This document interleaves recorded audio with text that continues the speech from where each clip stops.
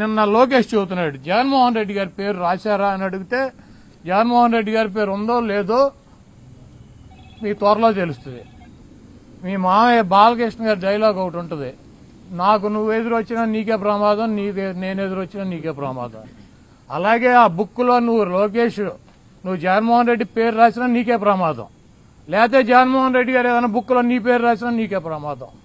కాబట్టి జగన్మోహన్ రెడ్డి గారిని తక్కువ చేసో, జగన్మోహన్ రెడ్డి గారిని భయపెట్టో, జగన్మోహన్ రెడ్డి గారిని నైతికంగానో లేకపోతే అబద్దాలు చెప్పో దెబ్బతీయాలన్నటువంటి మీ కుట్రలు శాశ్వతంగా ఫలించవో, ఏదైనా ఒక ఎన్నికల్లో ఫలిస్తాయి.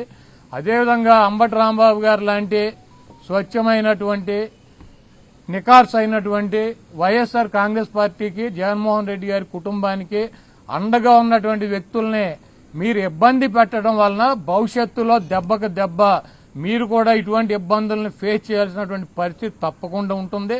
వాటన్నిటినీ తట్టుకుని నిలబడగలమన్నటువంటి శక్తి సామర్థ్యాలు కనుక మీకున్నాయంటే రండి, దమ్ముగా వచ్చి మమ్మల్ని ఏం చేయాలనుకుంటున్నారో రాంబాబు గారినో నన్నో లేకపోతే మాట్లాడే వాళ్ళని ఏం చేయాలనుకుంటున్నారో చెయ్యండి.